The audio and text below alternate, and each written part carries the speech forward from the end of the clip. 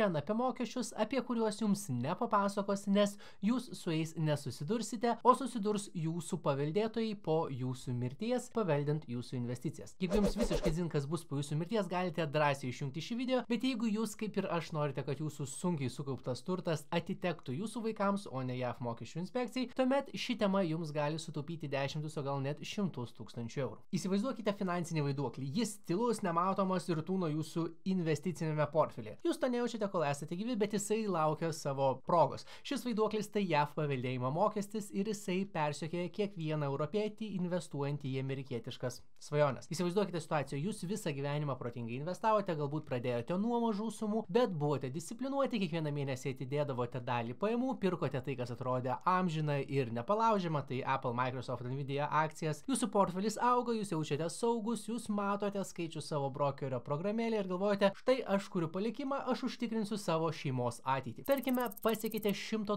000 vertę. Skamba puikiai, ne? O dabar įsivaizduokite, kad po jūsų mirties jūsų vaikai, norėdami gauti šį palikimą, pirmiausia turi sumokėti $8200 tokio dydžio mokestį, ne Lietuvai, Jungtinėms Amerikos valstijoms. Tai nepokštas, tai JAV paveldėjimo mokestis nerezidentams. Ir nors suma mažesnė nei galėjote pagalvoti iš pradžių, ar tikrai norite atiduoti, kad ir $8000 vien dėl to, kad nežinote taisyklių? Na, aišku, jūs atiduosite. Ar norite, kad jūsų palikuonės atiduotų vien dėl to, kad nežinote taisyklių? Tai pinigai, už kuriuos jūsų vaikai galėtų nusipirkti automobilį ir gauti pradinį įnašą būstą, gal ir nedidelį, bet būstą. Šiandien aš jums kaip tik parodysiu, kaip veikia ši negailestinga sistema, bet ir atskleisiu 3 visiškai legalius ir praktiškus būdus, kaip šio mokesčio išvengti. Po šio video jūs tiksliai žinosite, ką daryti, kad apsaugotumėte savo investicijas. Taigi žiūrėkite video iki galo, spragtelkite like mygtuką ir subscribe mygtuką, jeigu užsukote į šį kanalą pirmą kartą, ir pradedam. Pradėkim nuo esmės. Kodėl taip nutinka? JAV mokesčių sistema yra įdomi. Ji veikia dviejopais standartais. Jeigu esi JAV pilietis ar nuolatinis gyventojas, tai suteikia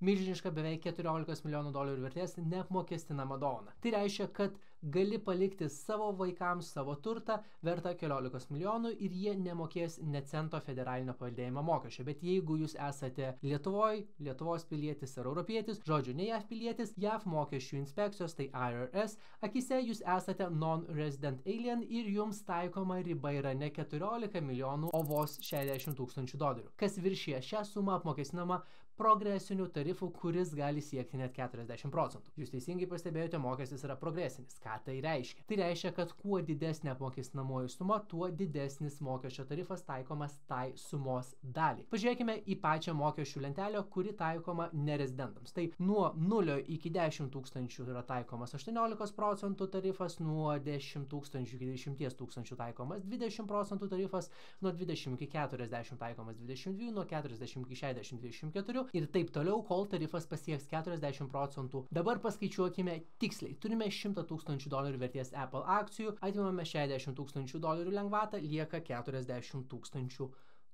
apmokestinama bazė. Dabar šią bazę suskaidykime pagal mokesčių lentelę. Pirmiems $10,000 iš $40,000, tai 100 atminusavim 60, kas yra neapmokestinama, lieka $40,000. Tai pirmiems $10,000 iš $40,000 taikome 18% tarifą, tai bus 10,000 kart 0,18 yra $1,800. Kitiems 10,000 bus taikomas 20% tarifas, tai bus dar $2,000. Likusiai 20,000 sumai bus pritaikyti $4,400. Tai suvedame viską, tai 1,800, 2,000 ir 4,400, viso $8,200. Štai tiksli mokesčių suma, kurią jūsų įpėdiniai turėtų sumokėti. Tai yra 8,2% nuo viso jūsų $100,000 portfelio. Ir kuo portfelis didesnis, tuo didesnė ir efektyvioji mokesčių sistema. Bet aš investuoju per europietišką brokerį, sakysite jūs, nesvarbu, įsivaizduokite, kad JAV akcijos yra butelis amerikietiško viskio. Jūs galite jį nupirkti Vilniuje, Berlyne ar Paryžiuje, bet butelio turinys vis tiek yra amerikietiškas. Mokesčių inspekcijai rūpi ne kur yra parduotuvė, tai jūsų brokeris, o kur yra pagamintas produktas, kur registruota kompanija. Apple yra JAV kompanija, todėl jos akcijos yra JAV turtas ir taškas. Dar daugiau, mirties atveju jūsų brokeris sužinojęs apie faktą privalo įšaldyti sąskaitą ir jisai jos neatšaldys tol, kol jūsų įpėdiniai nepateiks specialaus IRS dokumento, tai federalinio turto perleidimo sertifikato. O kad jį gautų, jie privalo užpildyti formą 706.NA, apskaičiuoti ir sumokėti mokestį. Tai gali užtrukti mėnesius, o kartais ir metus ir pareikalauti brangių teisininkų pagalbos. Pažiūrėkime į dar vieną didesnį pavyzdį. Tarkime, per 20 metų jūs sukaupėte $250 000 vertės JAV akcijų portfelį. Tai skaičiuojame 250 000 minus 60 000 reiškia $190 000 bus apmokestinama bazė. Pagal progresinę lentelę mokestis nuo šios sumos jau sieks apie $45 000. Tai beveik 1/5 viso jūsų turto. Ar galite įsivaizduoti, kad jūsų vaikai norėdami gauti $250 000 pirmiausia turi surasti $45 000 sumokėti jos JAV vyriausybei? Iš kur jie gaus tokius pinigus, jau jie dar negavo palikimo? Jie negali parduoti dalies akcijų ir sumokėti, nes sąskaita yra įšaldyta. Tai tikras biurokratinis ir finansinis košmaras.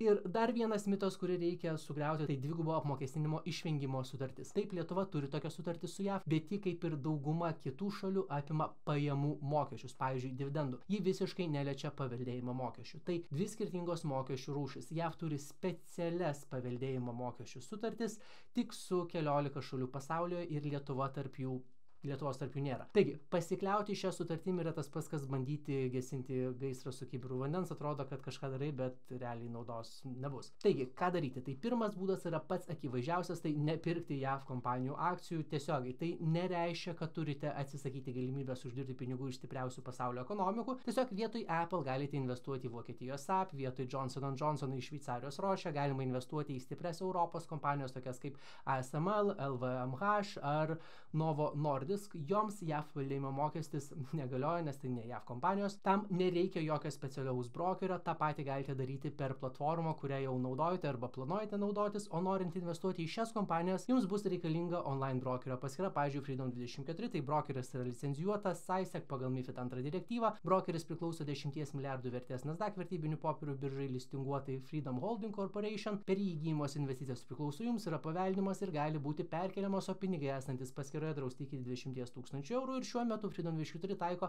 labai smagią akciją, tai visi, kurie susikurs Freedom24 paskyras ir pradės investuoti nuo 25 metų balandžio iki rugpjūčio galo, gali gauti iki 20 akcijų dovanų. Dovanojimų akcijų vertė gali siekti net iki $800, tai čia už vieną akciją. Visus promo kodus, detalės sąlygas, kaip gauti iki 20 akcijų dovanų, registracijos nuorodą ir netgi lietuvišką gidą, kaip užsiregistruoti be klaidų, rasite šio video aprašyme. Būtinai pasinaudokite progą. Ačiū Freedom24 už šio video dalies rėmimo, o dabar grįžtame prie dar gudresnių būdų, kaip apeiti šį mokestį, net jeigu ir toliau norite investuoti į JAV akcijų rinką. Antras būdas yra gudresnis – investuoti per įmonę. Tai tarsi sukurti savo asmeninę finansinę tvirtovę. Lietuvoje tam puikiai tinka mažoji bendrija. Principas paprastas – jūs įsteigite mažąją bendriją ir būtent ši įmonė atidaro investicinę sąskaitą ir perka tas pačias Apple akcijas. Teisiškai akcijos priklauso ne jums, o jūsų įmonė. Jūs esate įmonės savininkas, tai vadinama kooperatyviniu skidu. IRS mato tik tai, kad Apple akcijų savininkas yra Lietuvos juridinis asmuo, o kas yra to juridinio asmens savininkas, jiems nėra svarbu. Mirties atveju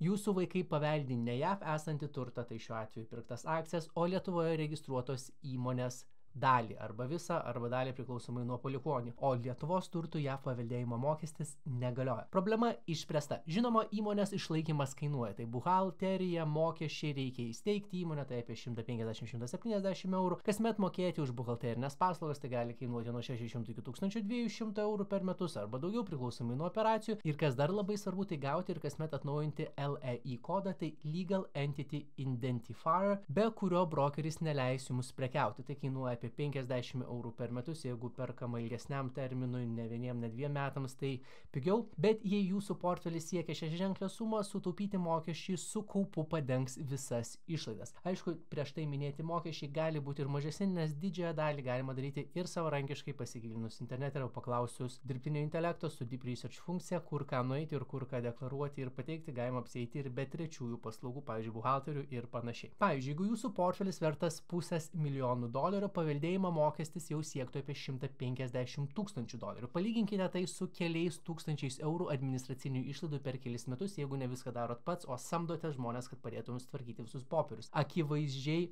matosi, kas labiau apsimoka. Tai yra strategija tiems, kas planuoja rimtai ir į priekį.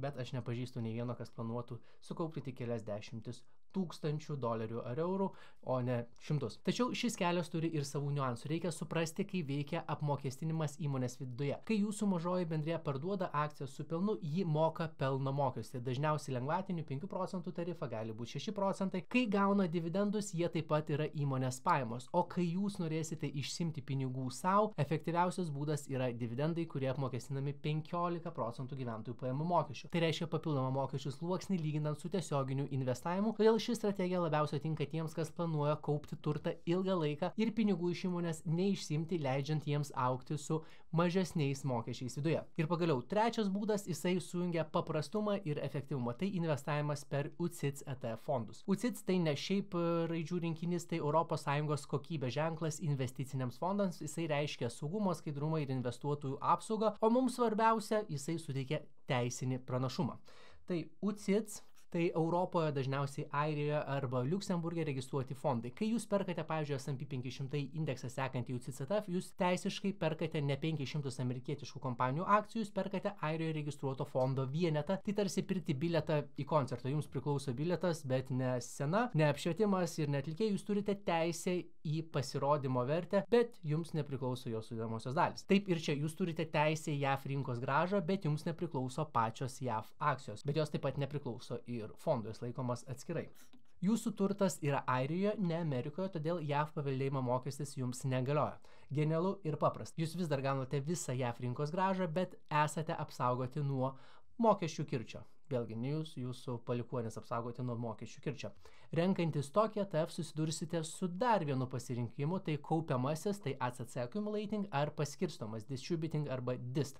Tai paskirstomasis fondas gautus dividendus išmoko jums į sąskaitą, o kaupiamasis juos automatiškai reinvestuoja atgal į fondą, tai ilgalaikiam investuotojų kaupiamasis variantas yra daug pranašesnis. Kodėl? Nes Lietuvoje nuo gautų dividendų reikia mokėti 15% gyventojų pajamų mokestį. Su kaupiamuoju fondu jūs atidedate šį mokestį neribotam laikui, tai visa dividendų suma lieka dirbti ir auginti jūsų turtą, maksimaliai išnaudojant sudėtinių palūkanų magiją. O kaip praktiškai tai daryti, investuoti, parodysiu pavyzdį su Freedom24. Tai pirma, bus reikalinga brokerio paskyra, tai video aprašyme rasite lietuvišką registracijos gidą ir registracijos nuorodą.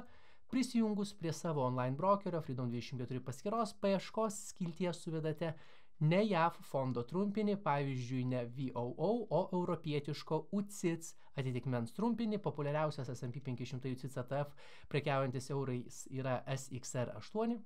Suvedam, pasirenkam. Platformoje matysim visą informaciją. Tai pavadinimą, iShares S&P 500 UCITS ETF, valiuta eurai ir kur yra prekiaujama. Nurodome, kiek ETF vienetų pirksime, mums iškart parodys, kiek suinvestuosime pinigų, pateikėme pirkimo užsakymą, patvirtiname ir viskas. Taip paprastai ir greitai galima suinvestuoti, kelios minutės per mėnesį, o paskyrą su lietuvišku gidu susikursite be klaidų per 10 minučių. Taigi, 3 keliai. Vengti JAF akcijų, naudoti įmonę arba galimai protingiausias pasirinkimas, bent jau daugumai, investuoti per Europoje registruotus UCITS ETF fondus. Tai va tokia yra paprasta paslaptis, kaip apsisaugoti nuo mokesčių, su kuriais tikėtina nesusidursite jūs, bet gali susidurti jūsų palikuonis. Freedom24 akcijos kodus, registracijos nuorodą irgi dar rasite video aprašyme. Sėkmingo investavimo ir pasimatome kitose video.